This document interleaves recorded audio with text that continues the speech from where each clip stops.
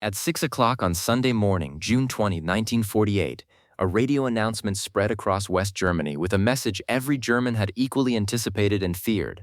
The Reichsmark was being abolished. A new currency would become the sole legal tender from midnight. Every resident in the Western occupation zones would receive 40 Deutsche Marks at their local distribution point.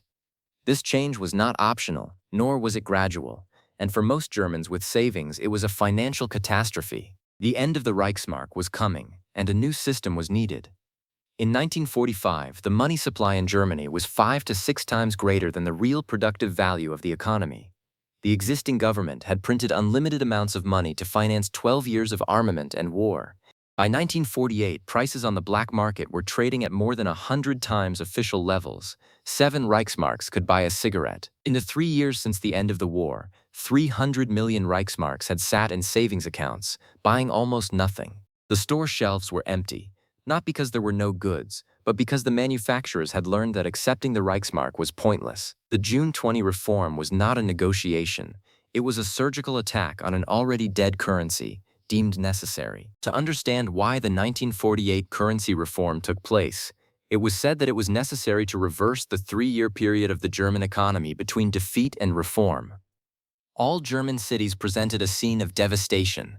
Manufacturing output at the beginning of 1948 was operating at less than 60% of 1936 levels.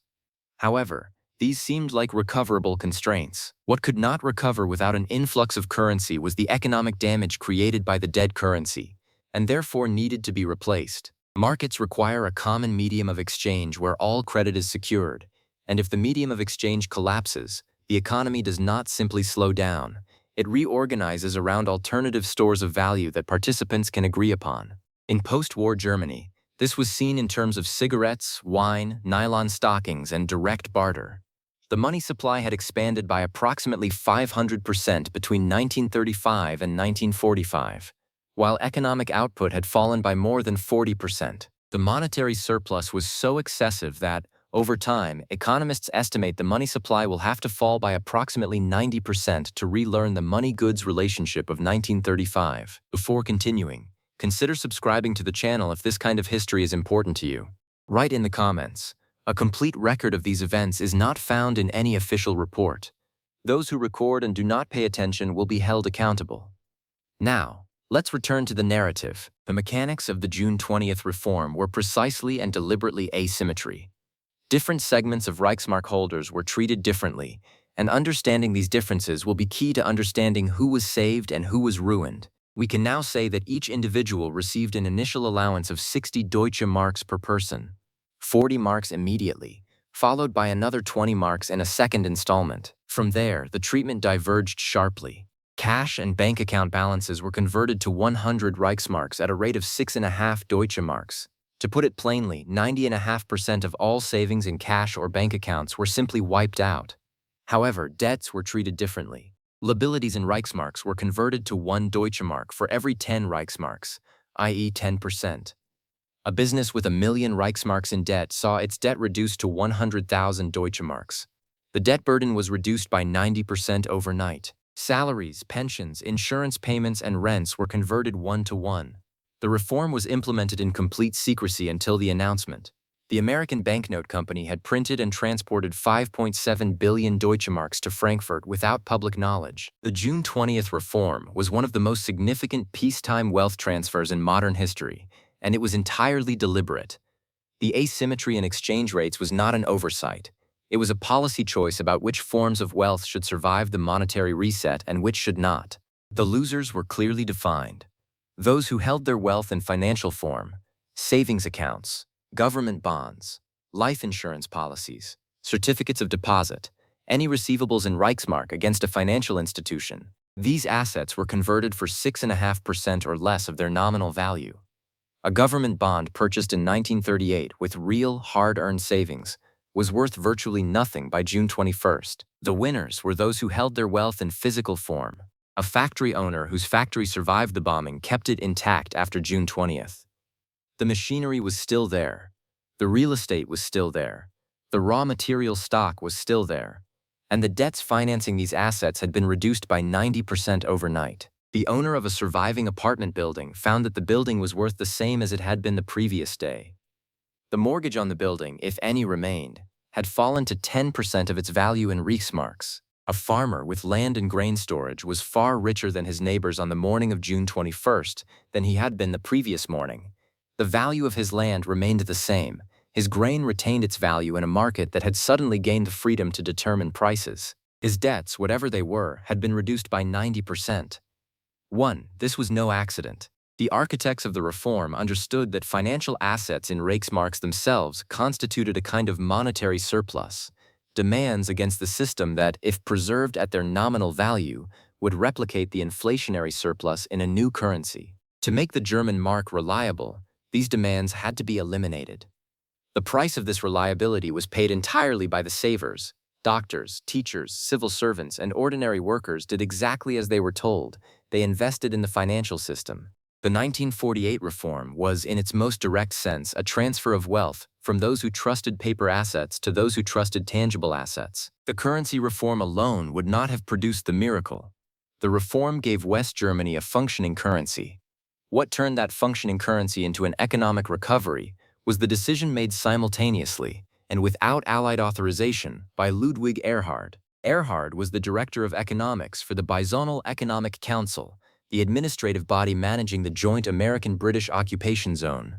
He was not, in June 1948, a man with formal authority to overturn the comprehensive system of price controls and production quotas that had governed the German economy since 1936. The Allied powers had not authorized him to do so. His position gave him influence over economic policy recommendations, not the power to implement them unilaterally. On June 20, 1948, Erhard lifted most price controls anyway. The story of how he explained this to the Allied military commander, General Lucius Clay, has been told many times. Clay confronted Erhard. "My advisors tell me what you've done is a terrible mistake." Erhard replied, "Mine too." It was not an apology. It was a statement of intent from a man who had decided that the economic theory supporting free prices was correct, and that the political risk of acting on that theory was worth taking. The logic was this.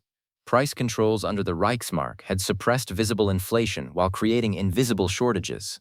Goods were priced at official levels that did not reflect true scarcity, so producers withheld supply and diverted to the black market. By lifting controls simultaneously with the currency reform, Erhard was betting that the new, credible currency combined with free prices would do what no system of administered prices had been able to do, draw hidden goods back into the market. The bet worked with almost shocking speed. Within days of June 20, store shelves that had been empty for years began filling with goods that had been held off the market.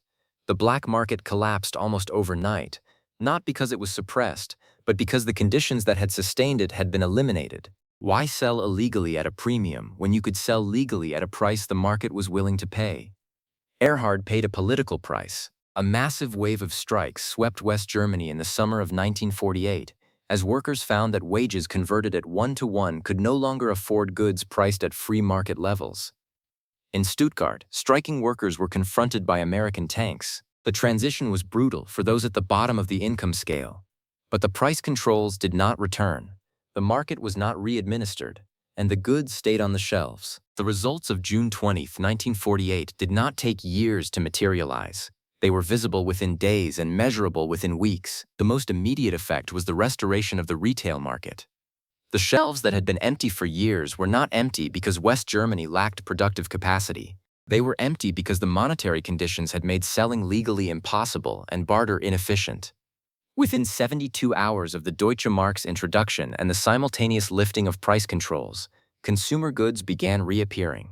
Not all goods, food and agricultural products remained under controls for some time, but textiles, shoes, household goods, and manufactured items reappeared at prices that the new currency made legible and the free market made available. The black market did not fade gradually. It collapsed. The premium that had sustained black market transactions, the difference between the controlled official price and the true scarcity price, disappeared when official prices were freed to reflect true scarcity. There was no longer an arbitrage to exploit. The shadow economy that had employed a significant fraction of West Germany's economic energy simply ceased to exist. The Marshall Plan, which began flowing into West Germany in earnest in 1948, provided the capital that addressed the remaining bottlenecks. The United States delivered approximately $1.5 billion in aid to West Germany between 1948 and 1952, primarily for investment in industrial capacity rather than consumption. The Marshall Plan did not create the recovery. It accelerated a recovery that the currency reform had already made structurally possible. The Wirtschaftswunder, the German economic miracle, is generally dated to the 1950s. But its preconditions were established on a single Sunday in June 1948. Industrial production, which had been running at less than 60% of 1936 levels in early 1948, had recovered to pre-war levels by 1950 and far exceeded them by the mid-1950s. West Germany became, within a decade of its monetary rebirth, the largest economy in Western Europe. The 2 occupation years before 1948 had produced almost no recovery. The 12 months after June 20 produced more economic growth than the preceding 3 years combined. The 1948 German currency reform is taught in economics courses as a case study in monetary stabilization. It is discussed in business schools as an example of rapid institutional transformation. It is cited in policy papers as evidence for the effectiveness of free market reforms. What it is almost never discussed as is a lesson about investment survival. The German currency reform of June 20, 1948 was one of the clearest natural experiments in economic history on the question of which asset classes survive a monetary reset. The answer it produced was unambiguous. Physical assets survived. Financial claims did not. Every German who had accumulated wealth in the form of bank deposits, savings accounts, government bonds, insurance policies, or other paper instruments denominated in the old currency lost 93.5% of that wealth in a single night. It did not matter how carefully they had saved. It did not matter how long they had held the assets. The assets were financial claims against a system that was being reset, and when the system was reset, the claims reset with it. Every German who had accumulated wealth in the form of land, buildings, productive machinery, inventory, or other physical assets retained that wealth essentially intact. The physical assets did not depend on the monetary system for their value. A building was a building before June 20 and after June 20. A factory was a factory. The land that produced food was still land. What changed was not the physical reality of these assets, but the debt that financed them, which was reduced by 90%. The 1948 reform was not unique in this distinction. The same pattern had appeared in Germany's 1923 hyperinflation. It appeared in every episode of currency collapse documented in this series, in Weimar, in Vienna in 1931, in Argentina. Financial claims against a system undergoing monetary crisis are among the most vulnerable assets that exist. Physical productive assets are among the most resilient. This is not investment advice. It is documented economic history. The people who owned things in Germany in June 1948 kept what they owned. The people who held paper claims against the German financial system received 6.5 cents on every dollar they had stored there. 75 years later, the Deutsche Mark itself no longer exists. It was replaced by the euro in 2002, becoming the most significant voluntary currency surrender in modern European history. The institutional memory that the Deutsche Mark embodied, of what happens when paper claims against a financial system are not backed by physical reality, was encoded into the Bundesbank's mandate, then transferred to the European Central Bank. The architects of European Monetary Union understood at some level what the architects of the Deutsche Mark had learned, that a currency's credibility is not given. It is built over time through the discipline of limiting what can be claimed against it. If this account has given you a clearer understanding of how financial power actually operates, subscribe to the channel. There are more crises, more decisions, more turning points still to document. And if this period of history connects to something you lived through or something a family member witnessed, the bank runs, the inflation, the austerity, the moment a system everyone trusted stopped working, tell us in the comments. What did they see? What did it cost them? What did they believe afterwards?